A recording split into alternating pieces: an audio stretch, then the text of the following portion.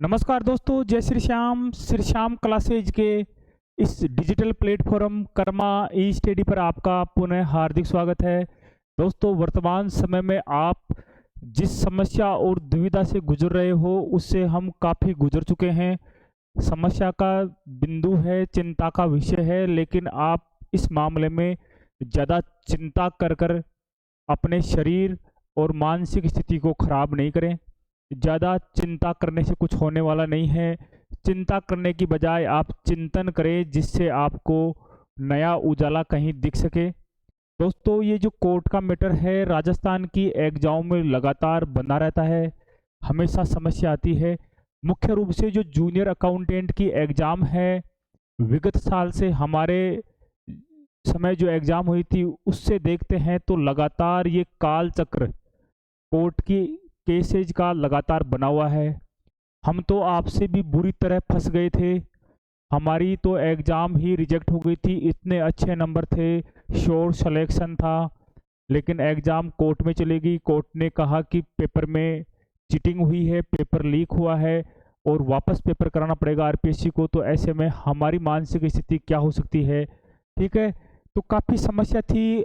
वर्तमान में भी समस्या बनी हुई है, लेकिन मैं आपको एक एश्योरेंस देना चाहता हूँ कि आपकी जो समस्या है उतनी भारी समस्या नहीं है। इसका समाधान निश्चित है, कोई दिक्कत नहीं है, नॉर्मल समस्या है। किसी प्रकार की ऐसी पेचीदगी नहीं है कि आपकी जॉइनिंग संबंधी कोई अड़चन आएगी। इसके बारे में आपको बताता हूँ। पहले हल्का सा आपको जो कोर्ट केस है, वैसे तो उसके बारे में आपको पता होगा, हल्का सा एक स्लाइड दिखाते हैं आपको। दोस्तों, ये पंकज कुमावत ने रिट दायर करी है और सबसे मोटी समस्या इस केस की एक ही है कि इसकी जो नेक्स्ट हियरिंग डेट है 28 नवंबर 2024 है। 18 साल के से 18 साल से 21 साल के बीच का जो मैटर है उसके बारे में बात है। इसके संदर्भ में ज़्यादा बताकर आपका समय खराब करना मेरा उद्देश्य नहीं रहेगा। मुख्य उद्देश्य अपना 28 नवंबर 2024 को जो नई नेक्स्ट डेट आई है हियरिंग की, वो अपने को विचलित कर रही है। क्या इससे पहले हमारी ज्वाइनिंग होगी नहीं होगी, हमारा फाइनल रिजल्ट उससे पहले आएगा या नहीं आएगा, क्या क्या समस्या होगी, उस सब के बारे में मैं आपको बताता हूँ। दोस्तों, ये तो कोर्ट ने अपनी तरफ से तारीख तय करी है। ठीक है, अब क्या है, बोर्ड प्रोविजनल रिजल्ट निकाल सकता है, 2 गुना की लिस्ट निकाल सकता है, डॉक्यूमेंट्स वेरिफिकेशन कर सकता है। ठीक है, लेकिन जो अंतिम चयन होगा जिसमें 1 गुना की लिस्ट आएगी, उससे पहले कोर्ट की अनुमति लेना आवश्यक है।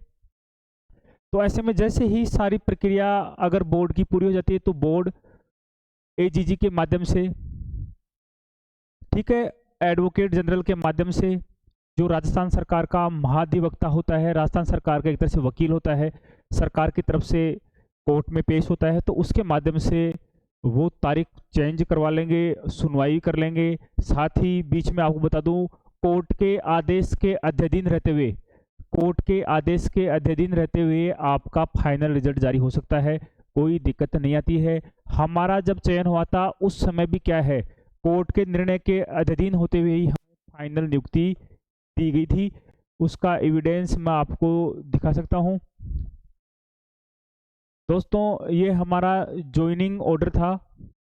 इसमें अगर हम देखेंगे, लास्ट में ज्वाइनिंग में लिखा हुआ है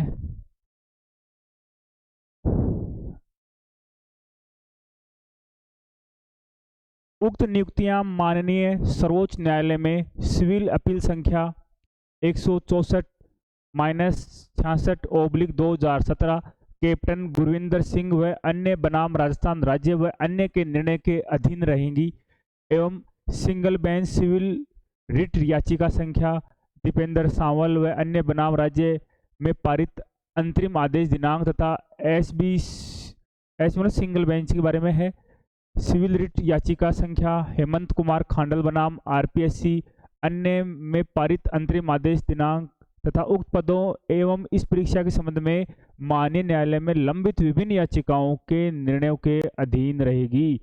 ठीक है, साथ ही वर्तमान में भी कई केस हमारी एग्जाम के चल रहे हैं, तो ऐसे में कोई विचलित होने की आवश्यकता नहीं है, ज़्यादा गंभीर विषय नहीं है। ठीक है, आसानी से, अगर बोर्ड या सरकार की मंशा होगी, उनको अगर आपको नियुक्ति देने की मंशा उन्होंने कर रखी है, तो कोई दिक्कत यहाँ पे नहीं आने वाली है। ठीक है, अनुमति ले ली जाती है और कोर्ट भी इस मामले में अनुमति दे देता है। जितने बच्चे अपील में रहते हैं उनकी सीटें वैकेंट रख ली जाती हैं।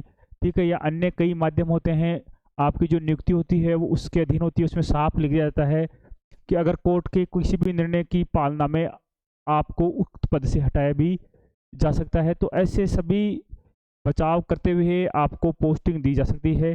तो दोस्तों, इसमें ज़्यादा चिंता नहीं करें। मैं आपका बड़ा भाई होने के नाते मैं आपसे बार बार यही कह सकता हूँ कि आप उक्त मामले में ज़्यादा चिंता नहीं करें।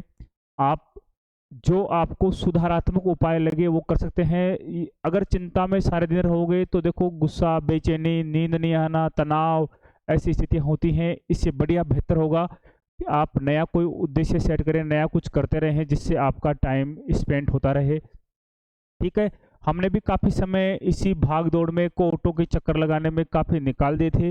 हालांकि आपको प्रयास करने चाहिए, लेकिन ज़्यादा इस मामले में चिंता नहीं करें। कोर्ट केसेज के मामले में आपके विशेष कोई समस्या नहीं आने वाली है। इसमें जो बोर्ड है उसकी खामी है या नहीं है वो कोर्ट तय करेगा, लेकिन आपकी तरफ से कोई समस्या नहीं है, न कोई पेपर लीक है, न और कोई समस्या है, तो इसके बारे में आप ज़्यादा चिंता नहीं करें।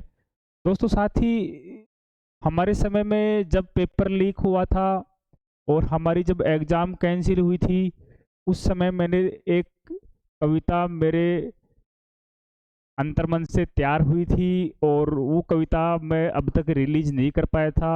उसमें एक तरह से मेरा दुख दर्द सब शामिल था। शायद आप भी उसी स्थिति से गुजर रहे होंगे, तो हल्का सा आपको दिखाते हैं। हे श्याम सांवरे मेरा भी दुखड़ा कर दूर रे। ठीक है, जब भी दुख में होते हैं तो किसी न किसी आराध्य देव को याद करना हमारे हिंदू धर्म की एक महत्वपूर्ण परंपरा रही है। ठीक है, उसी की पालना करते हुए हम हमारे आराध्य देव बाबा श्याम हारे के सहारे को याद करते थे। हे श्याम सांवरे मेरा भी दुखड़ा कर दूर रे, इच्छा मेरी नौकरी की कर ले मंजूरे, इच्छा मेरी नौकरी की कर ले मंजूरे। थक सा गया हूँ प्यारे भर भर के फोरम, थक गया हूँ प्यारे भर भर के फोरम, आस रही ना अब बाबा रुक ही गए कदम, आस रही ना बाबा रुक ही गए कदम, इच्छा मेरी नौकरी की कर ले मंजूरे। खूब दी परीक्षा पर रोना ही रोना, खूब दी परीक्षा पर रोना ही रोना, बेरोजगार मन का दुखड़ा सुने कोई ना, बेरोजगार मन का दुखड़ा सुने कोई ना, इच्छा मेरी नौकरी की कर दे मंजूर ना। ठीक है दोस्तों, तो ये जब आदमी बेरोजगार होता है तो उसका दुखड़ा कोई नहीं सुनता है, उसकी जो बातें हैं सभी को फर्जी लगती हैं, कोई उस पर विश्वास नहीं करता है। ठीक है, हारे का सहारा बाबा मैंने सुना रे, हारे का सहारा बाबा मैंने सुना रे, हार गया बाबा अब पार लगा रे, हार गया बाबा अब पार लगा रे। ठग सा लिया दुनिया ने शिक्षा के नाम पर, ठग सा लिया दुनिया ने शिक्षा के नाम पर, ऑनलाइन क्लास, ये क्लास, वो क्लास, टेस्ट सीरीज, ये किताब, वो किताब। ठीक है, विभिन्न प्रकार की क्लासें, एप्लीकेशन। ठीक है, ठग सा लिया दुनिया ने शिक्षा के नाम पर, माता पिता की आस बाबा मेरे ही काम पर, माता पिता की आस बाबा मेरे ही काम पर, इच्छा मेरी नौकरी की कर ले मंजूर रे, हे श्याम सांवरे मेरा भी दुखड़ा कर दूर रे। रोया वह दर पर इतना पागल सा लगे, बेरोजगार अभ्यर्थी अपने आराध्य देव के दरबार में पहुंच जाता है और बाबा से विनती करता है। विनती के दौरान क्या घटना होती है? रोया वह दर पर इतना पागल सा लागे, मिलने की आस में बाबा जाए ना आगे, मिलने की आस में बाबा के दरबार को छोड़कर आगे नहीं जाता है। रिझ गया सांवरा, रिझ गया सांवरा बालक के आगे, आंख से आंख मिली तो सहम गया था, आंख से आंख मिली तो सहम गया था, बाबा श्याम ने आकर सांकेतिक रूप से गले लगाया था। और बाबा क्या कहते हैं? कर्म समुद्र में गोते लगाए जा, बाबा ने आदेश दिया कर्म समुद्र में गोते लगाए जा, मोती मिले ना मिले कोशिश किए जा, मोती मिले ना मिले कोशिश किए जा, जी जान लगा देना, जी जान लगाना सफल मैं करा दूंगा, बेरोजगारी तेरी पल में मिटा दूंगा, बेरोजगारी तेरी पल में मिटा दूंगा। सुनते ही बालक ने धीर धरा मन में, सुनते ही बालक ने धीर धरा मन में, तपस्या की उसने घने एकांत में, तपस्या की उसने घने एकांत में। देखकर परीक्षा, देखकर परीक्षा, देखकर नहीं, देखकर, देखकर परीक्षा वह खुश हो गया था, देखकर परीक्षा वह खुश हो गया था, मन श्याम नाम में ही खोसा गया था, मन श्याम नाम में खोसा गया था। पेपर लेकिन क्या होता है, पेपर अच्छा हो गया, 2015 के पेपर की बात है, अच्छा पेपर हो गया, ये लग रहा था कि अच्छा सिलेक्शन होगा, लगभग 64 के आसपास परसेंटेज बन रही थी, तो श्योर सिलेक्शन की संभावना थी, लगभग ऐसे अनुमान था कि 500 के आसपास रैंक आनी है, ठीक है। लेकिन क्या घटनाक्रम होता है, पेपर में खबर आती है कि जो जूनियर अकाउंटेंट, तहसील रेवेन्यू अकाउंटेंट की एग्जाम हुई है, उसका पेपर लीक हो गया है।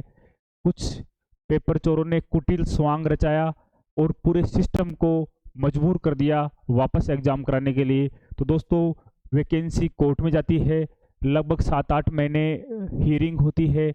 हम जिनके अच्छे नंबर थे वो बच्चे वापस एग्ज़ाम नहीं चाह रहे थे, हम उसी एग्ज़ाम का रिजल्ट चाह रहे थे, ठीक है। लेकिन क्या होता है, परिणाम हमारे विपरीत होता है और एग्ज़ाम वापस होती है।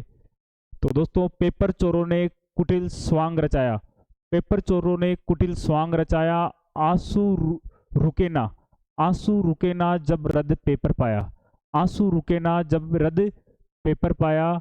लेकिन रुका नहीं करमवीर नाव मझधार में, रुका नहीं करमवीर नाव मझधार में, आस पूरी हुई बाबा तेरे ही दरबार में, आस पूरी हुई बाबा तेरे ही दरबार में। तो अपनी आशा बनाए रहें, मोर मुकुट बंसी वाला बाबा श्याम आप सभी को हारने नहीं देगा। चिंता नहीं करें, ज़्यादा चिंतन करें, कुछ अच्छा करने का सोचें, कुछ नया करें, ठीक है दोस्तों। ज़्यादा चिंता का विषय नहीं है, बाबा श्याम आपका ज़रूर दुख हरेंगे, ठीक है। तो चिंता नहीं करें, आप अगर नाव मझधार में भी है तो गोते लगाते रहें, ठीक है, तैरते रहें, रुके नहीं, और तैयारी भी करते रहे साथ में, जिससे क्या है आपका टाइम भी स्पेंड होता रहे। धन्यवाद, जय श्री श्याम।